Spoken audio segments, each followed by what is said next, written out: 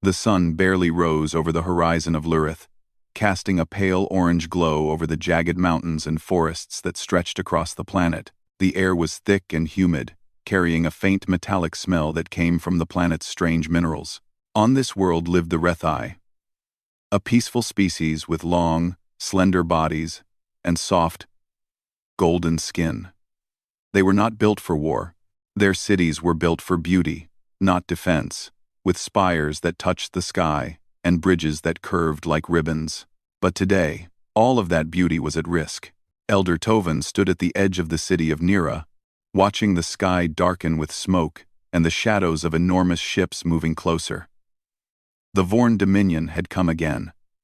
They were relentless, and worse, their allies, the ones who had promised protection, had abandoned the Rethi.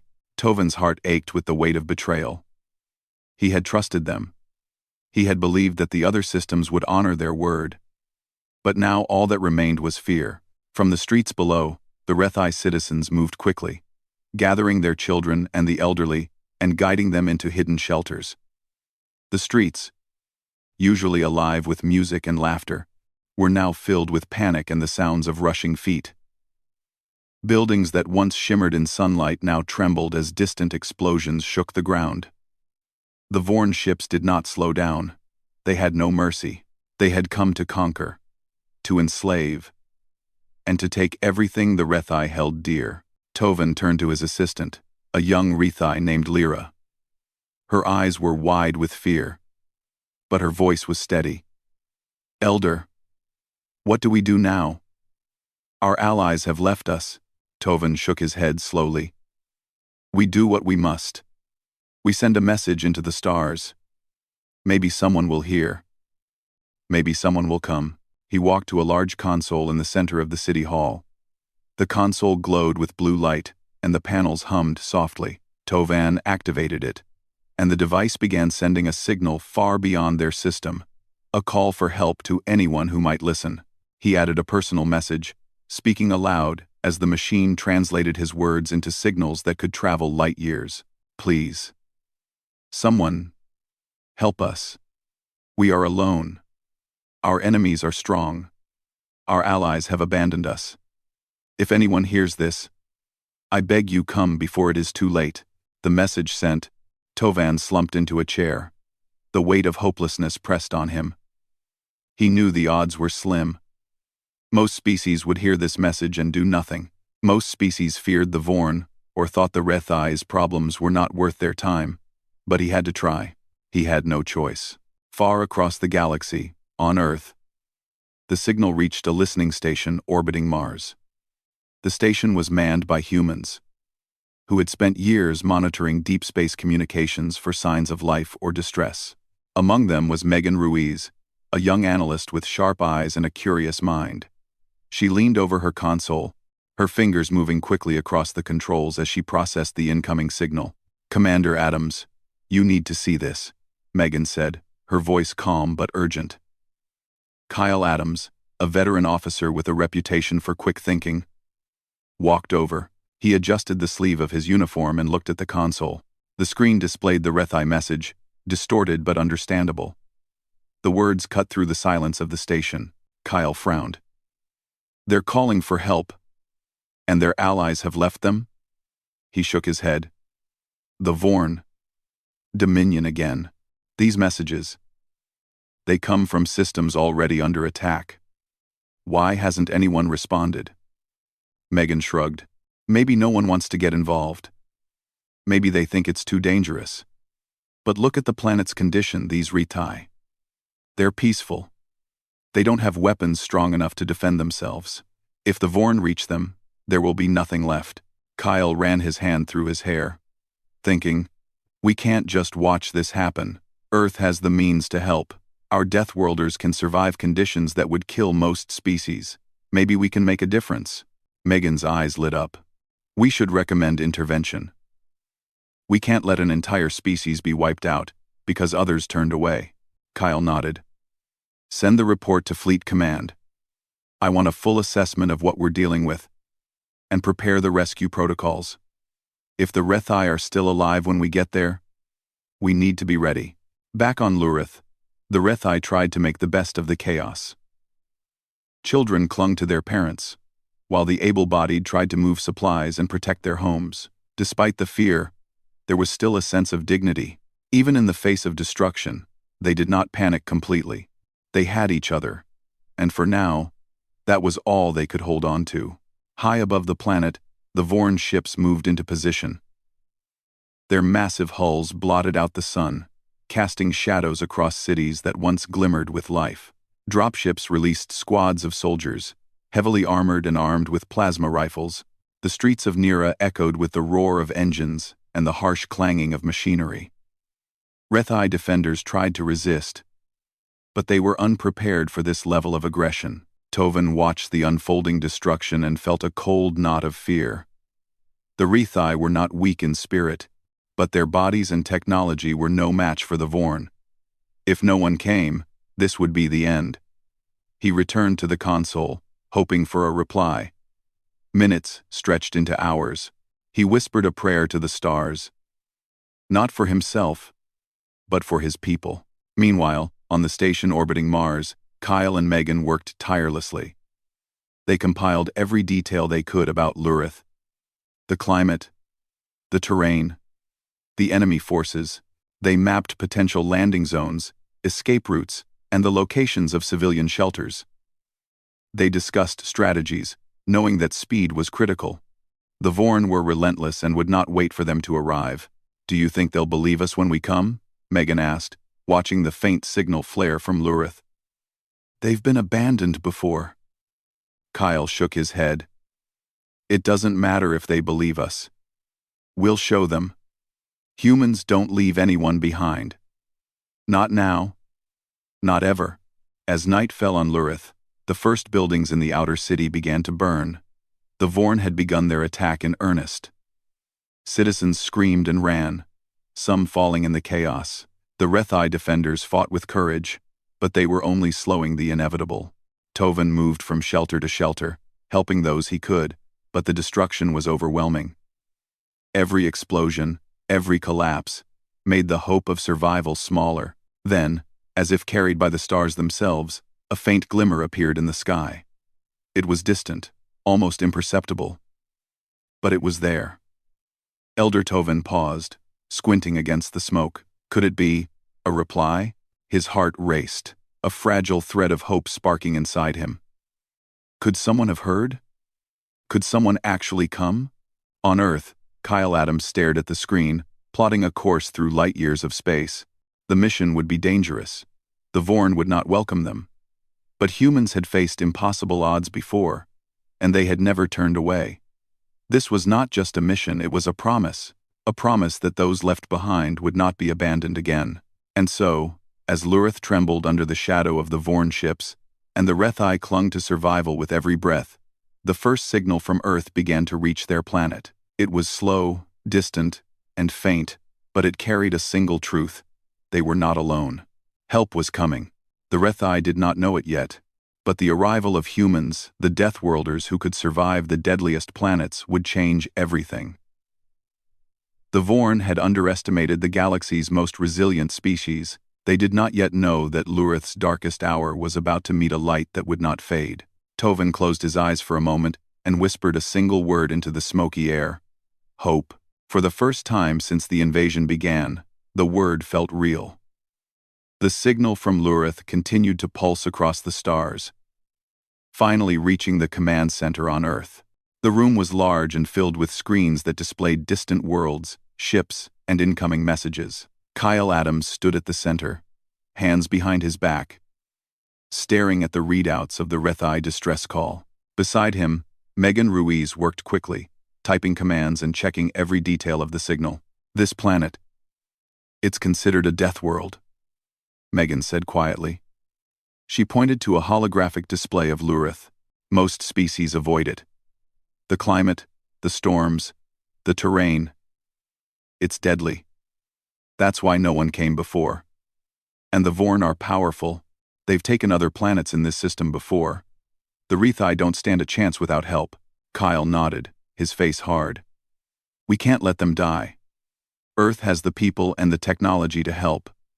The Rethai didn't ask for us specifically, but we can't ignore their plea. This is what we are for. Earthai. Earthai. A young officer named Luke Mason leaned forward. Commander, the planetary conditions are extreme. Our standard troops wouldn't survive for long. Even with armored suits, the temperature swings and toxic storms would be dangerous. Kyle's eyes narrowed. Then we send the Deathworlders. Only they can survive what no one else can. We've trained for planets like this. They adapt, they fight, they survive. That's why Earth can make a difference. Megan looked at Kyle. The Rethai's message. It's clear. Their allies abandoned them. They've been betrayed. If we wait too long, the Vorn will destroy everything. They won't last another week without help. Well, Kyle turned to the communications console and activated a live feed to Fleet Command. The screens flickered, and Admiral Cole appeared. He was a tall man, with gray hair and a stern face, the kind that commanded respect. Commander Adams, you have a situation? Kyle nodded. Admiral, we received a distress call from Lurith. Their system has been attacked by the Vorn Dominion. The Rethai were relying on other allies. But those allies left them. They're in danger, and we're the only ones who can help. We recommend deploying a Deathworlder task force immediately. The Admiral frowned. Lurith is a death world. We've studied it before. Only a small team could survive there for long. Are you certain you can protect them? Clocks of one. Kyle's voice was firm. Yes, sir. Our teams are trained for conditions like this. We can reach them before it's too late. The Rethai are peaceful, they won't fight back. The Vorn will enslave or destroy them if we do nothing. We have to act. The Admiral studied the data for a moment. Very well. Prepare a fleet for immediate departure. You'll take Captain Ryan Hale and his ground squad. Ensure all support teams are ready. Megan, provide full environmental and tactical reports.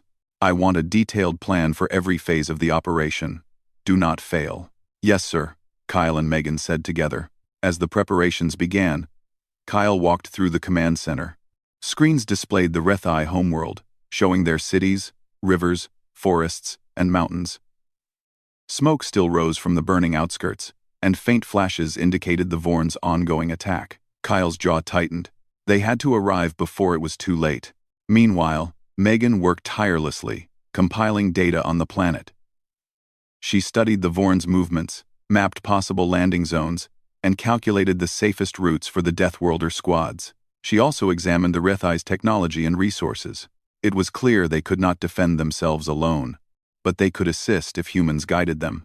Captain Ryan Hale and his team gathered in the hangar of the carrier Aurora.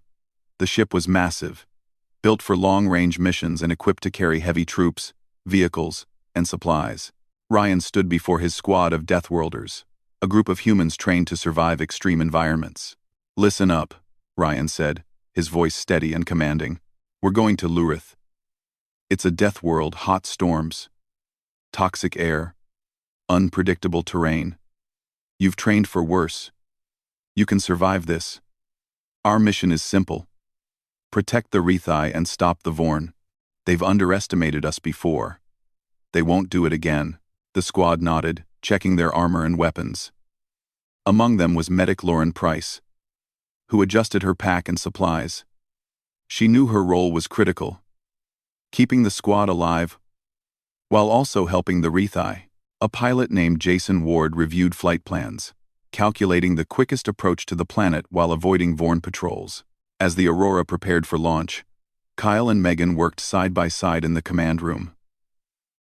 We don't know how long it will take to reach them, Megan said. If the Vorn discover us, they'll try to intercept. We need to move fast but carefully. Kyle nodded. We have to. The Rethai are counting on us. We won't let them down. In orbit around Earth, the Aurora fired its engines and left the planet behind. Stars stretched into streaks as the ship entered faster than light travel. On board, the crew prepared for the mission ahead, reviewing strategies, practicing emergency drills, and checking their equipment. Every detail mattered. Every decision could save or cost lives. Back on Lurith, Elder Tovin and Lyra moved through the city's remaining shelters. The Vorn troops were advancing quickly, their dropships landing and soldiers moving with precision and brutality. The Rethai tried to resist with whatever tools they had, but their weapons were weak, and their armor offered little protection. Tovin stopped near a group of children hiding in a crumbled building. "Stay quiet," he whispered. "Do not make any noise. We will survive this. Help may be coming." One of the children, a boy named Kilo, looked up. "Do you really think someone will come?" Tovin smiled faintly, though his heart was heavy. "I hope so, Kilo. Sometimes, when all seems lost, help comes from the most unexpected place." Outside, the Vorn soldiers destroyed everything in their path. Fires burned buildings, and thick smoke filled the streets. The Rethai fought with courage, throwing what weapons they could, but they were outmatched. Tovin and Lyra led small groups to safer areas, moving quickly through hidden paths only the Rethai knew. Far away, in the void of space, the Aurora's sensors detected the Vorn fleet. Jason Ward pointed to the screen. "Commander, we're close to their patrols. They're scanning for ships." Kyle studied the data. "We'll approach from the polar route. They won't expect it. Keep communication tight. We can't afford mistakes." Quote, Megan input the final adjustments. "If we time it right, we can drop our ground squads before the Vorn realize we're here. That's when we strike." As the Aurora neared the system, the first glimpses of Lurith appeared on the screens. Smoke rose from the cities. Rivers glowed with strange colors under the sunlight, and flashes of battle lit the surface. The Rethai were still alive, still hiding, but barely. Captain Ryan Hale addressed his squad. "This is it. Once we drop, we move fast, stay alert, and protect the Rethai at all costs. Remember, the Vorn have no mercy, but neither do we. Let's show them what Earth's Deathworlders can do." Lauren Price checked her medical kit one last time. "We're ready," she said softly. As the Aurora dropped out of faster-than-light travel, the Rethai looked up from their hiding places. For the first time in days, a strange, massive fleet appeared in the sky. Elder Tovin's heart raced. Could it be? Could these unknown beings truly be coming to save them? Kyle Adams and Megan Ruiz watched from the control room. "We're almost there," Kyle said. "Prepare for deployment. The Rethai are counting on us. We will not fail." On the surface, small groups of Rethai emerged cautiously from shelters. Smoke and fire filled the air, but the glint of Earth ships in the sky gave them a spark of hope. Lyra turned to Tovan. "Do you think they'll fight for us?" Tovin's eyes glimmered with a mix of fear and hope. "If they are who I believe them to be, yes. We are not alone anymore."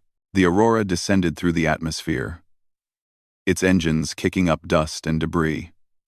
The squad prepared for immediate deployment, checking weapons, armor, and supplies. The Rethai watched in awe as strange machines and ships moved with precision and strength, unlike anything they had seen before. In orbit, the Vorn noticed the new fleet. Their sensors picked up the humans and immediately moved to intercept. But they underestimated the speed, coordination, and skill of the Deathworlders. Kyle Adams smiled grimly. "They don't know what's coming." The Aurora opened its hangar doors, and the ground squads dropped toward the planet.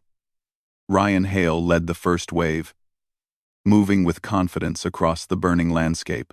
Lauren Price stayed close, ready to aid injured Rethai and humans alike. Jason Ward provided aerial cover, picking off Vorn patrols from above. For the Rethai, it was a moment of disbelief and hope. After days of fear, destruction, and abandonment, help had finally arrived. Humans had answered their call, and the impossible seemed possible. Tovin whispered again, more firmly this time. "Hope is here. We will survive." And for the first time since the invasion began, the Rethai dared to believe that the darkness above them might not be the end, but the beginning of something new. The Aurora cut through the upper atmosphere of Lurith, its engines glowing like molten fire.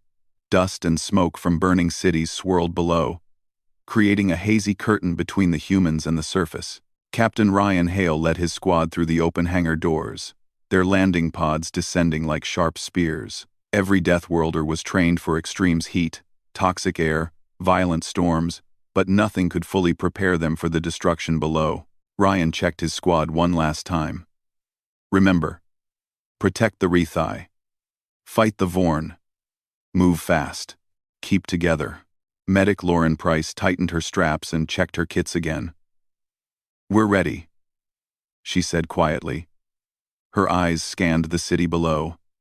Flames licked the edges of once beautiful buildings, smoke twisted into black clouds, and faint flashes from Vorn plasma weapons lit the streets like lightning. Jason Ward piloted the aerial support drones, giving a live feed of enemy movements to Ryan. They have patrols along the river and near the city center, he said. If we move here, we can cut off their advance and protect the civilians. The first pods hit the ground, kicking up dust and debris. Ryan's team exited, their armored suits glinting under the red-orange sky. The suits were designed for harsh environments, shielding them from heat, toxins, and physical impact. As the humans landed, the Vorn noticed them immediately. What is that? A Vorn soldier shouted. Their armor was dark and sharp, and their weapons glowed with deadly energy. They had never faced humans before, and their scanners could not measure the humans' resilience. Ryan gave the order. Engage only to protect civilians. Stay mobile. Do not underestimate them. The humans moved quickly through the streets, using debris and ruined buildings for cover. Their weapons were precise, designed to disable without unnecessary destruction. For the Rethai watching from their shelters, it was the first sign that help had truly arrived. Elder Tovin stood with Lyra at the edge of a shelter, watching the humans advance. Are they strong? Lyra whispered. Tovin shook his head, awe in his voice. Stronger than we imagined. They do not fear death. They move through fire and smoke as if it means nothing. The first confrontation came near a burned-out bridge. A squad of Vorn soldiers had trapped a group of Rethai, and their plasma rifles glowed with deadly intent. Ryan's team appeared, moving swiftly. They fired stun pulses and precision shots that knocked the Vorn back, forcing them to retreat. The Rethai survivors looked on in shock. Humans were small compared to the Vorn, but their speed and strategy made them deadly. Lauren moved among the civilians, tending to burns, cuts, and shock. Stay calm, she said to a frightened group of children. We're here to help. You're safe now. Meanwhile, Jason Ward's drones strafed the rooftops, preventing the Vorn from flanking the humans. His skill as a pilot made the difference, allowing Ryan's squad to hold the line while civilians moved to safety. Elder Tovin could hardly believe what he was seeing. They fight for us. Strangers. When our allies left, these humans came. I do not understand how they are like this. Tovin had only seen humans once before in old holo recordings, and those were brief images from explorers who had visited distant systems. These humans were different. They were not explorers. They were protectors. Every move they made was calculated to save life, not for conquest or profit. The Vorn regrouped, calling for reinforcements. Their numbers were greater than the humans could face alone. But humans did not fight alone either. Ryan signaled to the Aurora, and the air support deployed. Drones, small assault pods, and guided strikes made the Vorn reconsider their advance. Commander, Megan Ruiz said from the Aurora's command deck, the Vorn are adjusting. They did not expect humans to intervene directly. Their formations are breaking down. We have an opening. With 3 have, Kyle Adams nodded. Good. Keep monitoring. Feed them intel. Every second counts. On the ground, Ryan's squad pushed toward the city center. The streets were dangerous, with fires and collapsed buildings blocking paths. Vorn squads appeared from side alleys, attempting to ambush the humans. But every time, the Deathworlders adapted. Their training allowed them to read the battlefield and respond instantly. Lauren saw a group of Rethai trapped in a collapsing building. She shouted to Ryan, and the squad quickly moved. Using reinforced armor and tools, they cleared the debris and carried the Rethi to safety. Children clung to Lauren, staring at the humans with wide eyes. "Thank you," one whispered. Ryan grinned. "No one gets left behind." As the humans advanced, the Vorn realized they were facing something new. Their weapons could wound the humans, but the humans' armor and adaptability made them difficult to defeat. Even the strongest Vorn warrior found himself repelled by human strategy, courage, and sheer endurance. Jason Ward spotted a Vorn command vehicle preparing to attack civilians. He maneuvered his drone through tight streets, dodging debris and plasma fire. With a precise strike, the vehicle was disabled, stopping the attack in its tracks. Back at a Rethi shelter, Elder Tovin spoke to Lyra. "I think these humans may be stronger than any of our allies. They fight not just with weapons, but with their hearts." Lyra nodded, still in awe. "They are like nothing I have seen." "Will they save everyone?" Tovin looked toward the sky, where the aurora hovered, supporting the squads below. "I do not know, but I believe they will try. And that is enough for now." The Vorn attempted to pull back, realizing the humans' presence changed the battle. They were used to fear, to easy victories. But humans were different. They did not flee, they did not panic, and they did not surrender. Ryan noticed the change immediately. "They're hesitating," he said. "Good. Keep pushing. Protect the civilians, and we can drive them back." The squad moved through a ruined marketplace, where Rethi had once sold their crafts and foods. Now, it was rubble. Fires burned where stalls once stood, and smoke made breathing difficult even for humans. But the Deathworlders pressed forward. Using their suits' filters and enhanced vision, Lauren treated a Rethi woman with a deep cut on her arm. "You're going to be okay," she said, wrapping the wound. The woman nodded, tears in her eyes. "Thank you. Thank you for coming." Ryan led his squad into the main street, where the largest Vorn force had gathered. The humans advanced methodically, using debris for cover, moving in patterns that the Vorn could not predict. Every step was precise, every attack coordinated. The Rethi watched, hope rising in their hearts. The battle reached a critical point near the central tower of Nira. The Vorn commander, realizing his forces were faltering, ordered a concentrated strike on the humans. Plasma fire rained down, and explosions shook the ground. But the humans were prepared. Their armor absorbed much of the damage, and their training allowed them to respond instantly. Ryan shouted orders. "Hold the line! Protect the Rethi! Push them back!" In the chaos, Lauren and her team moved quickly, evacuating civilians from danger zones. Children clung to her, and adults helped carry the injured. Every life saved strengthened the humans' presence and encouraged the Rethi to resist. Even if only by surviving, Jason Ward coordinated aerial strikes, hitting Vorn reinforcements before they could reach the streets. "We've got their numbers down," he reported. "Keep moving." Elder Tovin observed from a hidden hill. He saw humans fighting in ways no other species he knew could. They moved through fire, smoke, and debris without hesitation. They shielded the weak, struck the strong, and never paused. "They are like gods," he whispered. "But they are human." Hours passed, and the Vorn began to retreat, their confidence shattered by humans' determination, precision, and fearlessness.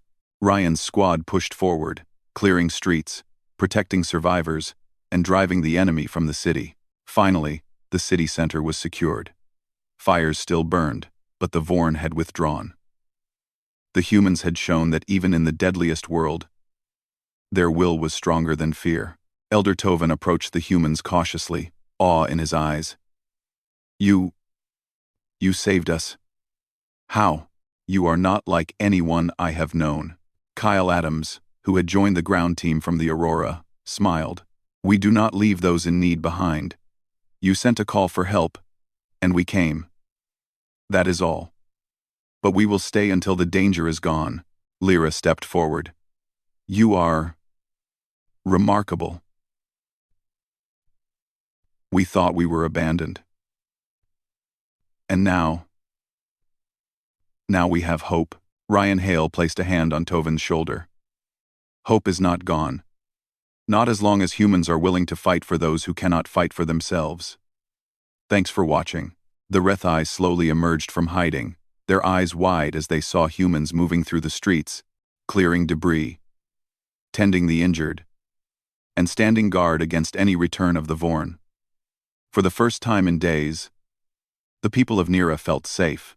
From above, the Aurora watched, ready to provide support if needed. Kyle Adams spoke over the comms. Keep moving. Protect the Rethai. Do not let the Vorn regain their strength. This is just the beginning. Elder Tovin looked around at his people, the humans, and the city they had saved together. We have been given a gift, he said softly, not just of protection, but of courage. Perhaps we can rebuild. As the sun set over the ruined city, casting long shadows across the streets, the Rethai finally understood that they were not alone. Humanity had arrived, unafraid, unstoppable, and willing to face the deadliest world for the sake of life. For the first time, they believed that the darkness above them could be held back, not by magic or luck, but by courage, skill, and the unyielding will of humans. And somewhere deep in the hearts of every Rethai, a spark of hope grew stronger than the fires that had once consumed their city.